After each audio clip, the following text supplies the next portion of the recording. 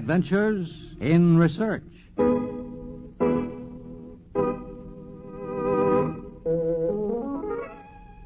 Did you ever have one of those unpleasant nightmares in which you dream you're falling through space, hurtling earthward with nothing to stop you, and then wake up with welcome relief?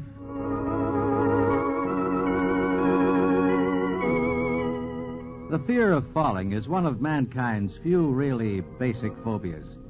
But there was a man who took much of the danger out of falling. His name was André Garnerin, and he fell 8,000 feet through space to prove his idea of a piece of silk.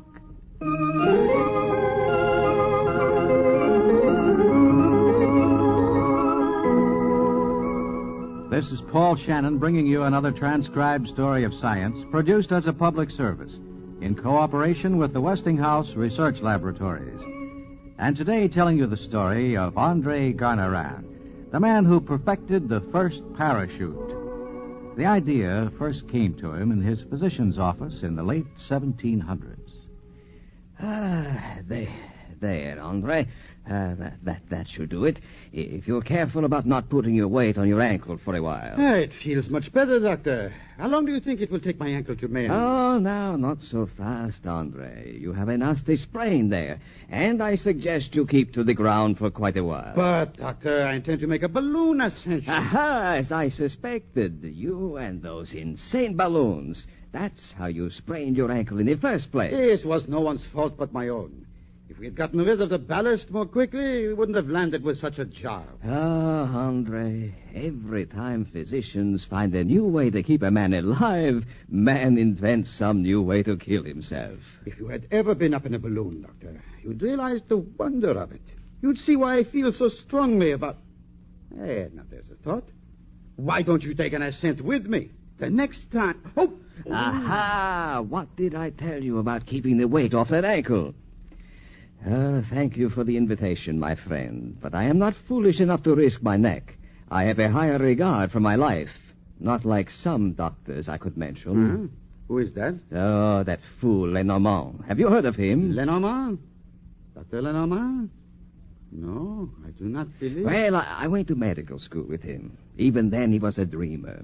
I thought he would outgrow it, but like yourself, he seems to want to risk his neck in some foolhardy adventure. He is a balloonist? Oh, no. He is inventing a method for saving lives in a fire. Oh, a worthy purpose, I grant you, but the way Lenormand is going about it, letting his practice wither while he experiments around with this idiotic idea. Just what is this idea? Well, as he explains it to me, it is a way of rescuing people from the upper stories of a burning building. He told me, as sane as you please, that he is devising a parasol of some kind, so people can leap to earth without injury. A parasol? Well, a special kind of parasol, to hear him tell it. A piece of cloth which would be shaped like a cone upside down. Huh? The air would fill out this cone and hold the cloth aloft, so the descent to the ground would be gradual. Mind you now, I am only saying what Lenormand told me. The air would fill out the cloth and keep the person suspended beneath it so he wouldn't be dashed to the ground. Oh. Well, as I say, it is one thing to talk of such foolishness and another thing to try it. Try it? Does it work? Well, that is what Lenormand intends to find out. He intends to jump from the top of the Montpellier Observatory Tower, putting his faith in a little piece of cloth. Why, he will be dashed to bits. A piece of cloth. It just might work. I must see Dr. Lenormand at once. Well, I hope you can talk him out of it, Andre. Talk him out of it? Why, it's the most amazing thing I've ever heard of. Talk him out of it. I will use this idea in ballooning.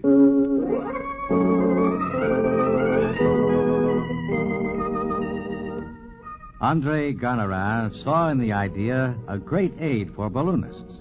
He was there in the crowd when Dr. Lenormand took his amazing leap from the observatory roof with a piece of oiled silk 14 feet in diameter well strapped to his person. He jumped.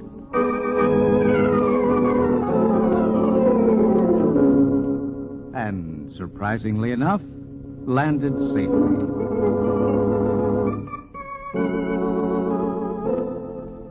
nothing came of the idea as a fire-saving apparatus, but the remarkable leap gave more fuel to the idea in Garnerand's mind. A device somewhat like it to save balloonists. Although Leonardo da Vinci and countless other men had the same idea, none of them had ever put it into practice. Garnerand, giving his ankle time to mend, worked out a practical idea for a parachute. He then went to England to interest people in the idea. I am not interested, Mr. Garnerand. I have no faith in the device whatsoever. But it has never been tried. Using one to land from a balloon, I mean. But it was, not 2 months ago, and right here in England. Funny you didn't hear of it, Mr. Garnerand. I was in France. Probably the news... It was a chap named Arnold. He used to be a purser in the Royal Navy, as I recall. I'd like to know more about it. Well, he had a basket attached to this parachute and had one of his assistants all stretched out in the basket. The idea was to go up 1 mile in the balloon, cut loose the parachute, and let the basket come back down. A big crowd turned out to see it. He had signs all over London. See a gentleman sent down by parachute. Well, sir, they failed to get the balloon off the ground before the assistant got pitched out of the basket. The wires let go, and there the balloon went sailing up through the air, and the parachute and the basket was left below. Mr. Arnold went up with the balloon and got pitched out in the Thames River. I figure that's the way it was meant. People and parachutes should stay on the ground.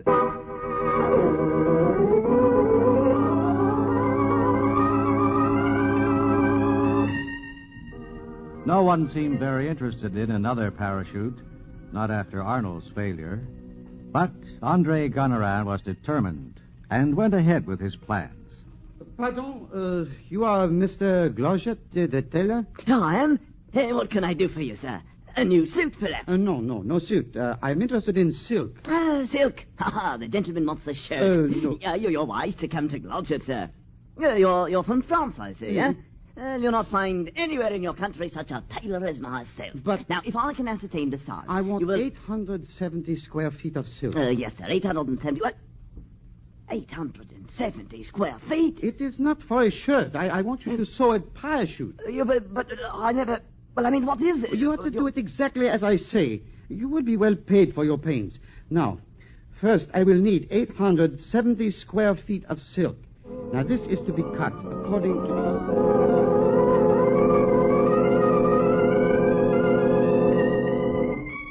André Garnerand planned well. His parachute was designed much like modern ones. A center disc of silk cloth bordered by 32 panels of silk strips. Instead of the cone shape, Garnerand devised a cloth which resembled an inverted cup, a cup 23 feet in diameter. Garnerand's measurements were comparable with modern parachutes, and by modern standards, he had a safe parachute. He had estimated the speed of his descent and the weight of himself and the basket that would be attached to the parachute. And one more thing, a most important addition. At the top of the canopy, I want a small hole for air to escape. Later, André changed his plans and closed that opening so he could attach the chute to the bottom of the balloon. But remember that small opening he had planned. It would have been better had Garnerand kept to this original idea, but it's too late now. He's ready for the ascent from Volunteer Ground, London. The year is 1802. A large crowd has gathered to watch this breathtaking spectacle of a man purposely hurtling himself to earth with nothing between him and his reward but a thin wisp of silk. That's what the blue's going to do. Going to let himself out of the balloon. I wouldn't trust my life to a piece of cloth, mind you. Not while I have all my senses, I wouldn't. Watch now. Any minute the balloon will go up.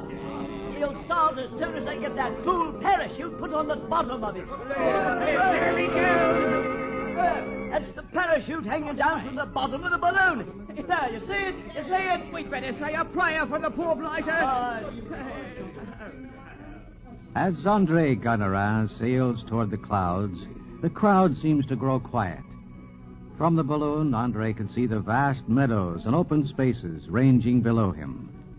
He fingers the cord that connects the parachute with the balloon itself. He is up to 8,000 feet now. He takes a knife and cuts the cord that keeps the parachute aloft. Here he comes! The balloon rises sharply when freed from its load, and Garnerin begins to plummet earthward. Then the parachute billows out, and his fall is checked. Now, the fall becomes gradual. And then a most unpleasant thing begins to happen. The basket in which Garnerin is riding begins to swing back and forth, back and forth. At times, the basket swings so high as to be almost level with the top of the chute. Garnerin swings to and fro like a human pendulum in the sky. Look at him swing! Oh, he'll be pitched right out of the basket. Lonnie, he's swinging like a hammock. Garnerin is almost unconscious from the severe oscillation of the parachute. The chute side slips rapidly toward the earth. But Garnerin has presence of mind enough to throw ballast out of his pockets. This checks his descent somewhat, but he is still falling to earth at the rate of 20 feet per second. If he lands when it swings like that, he'll be smashed to bits, he will. The swinging of the parachute is now lessened as Garnerin comes close to earth after dropping 8,000 feet through space. He is ill and wobbly from the dizzy swinging, but he lands safely. Here he is! Here he is! Come on, men! Come on! Is he alive? Bless you, Garnerin, bless you. Get me out of this cloth. Hey, come on, men! Come on! Get this cloth off him or he'll suffocate under it. There we are. You did it, Andre. Let me shake your hand. Oh, please. I would like to rest a bit. No, that swinging up there, I don't feel very well. If you don't mind, gentlemen, if I could just get some air and be left alone. I feel rather dizzy. Come on, buckos. Let's hoist him up on our shoulders and carry him back to town. That's it. Up you go, Andre. Oh, no, please. Dear.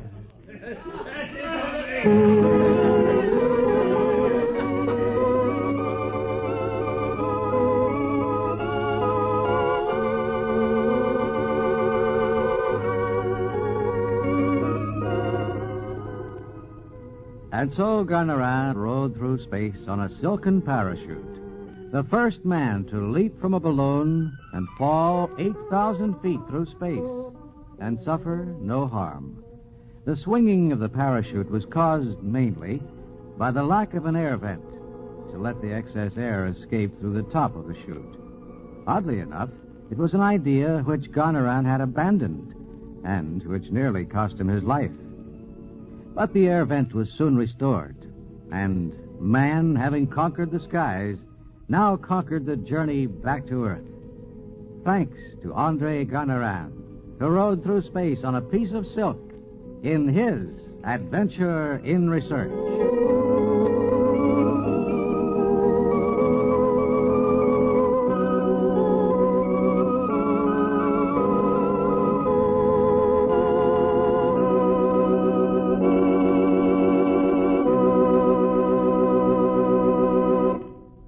And that's today's Adventures in Research, produced in cooperation with the Westinghouse Research Laboratories.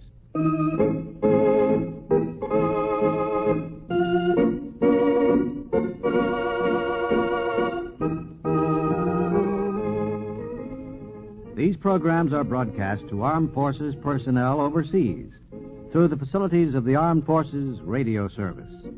Join us again next week for another transcribed story of science on Adventures in Research.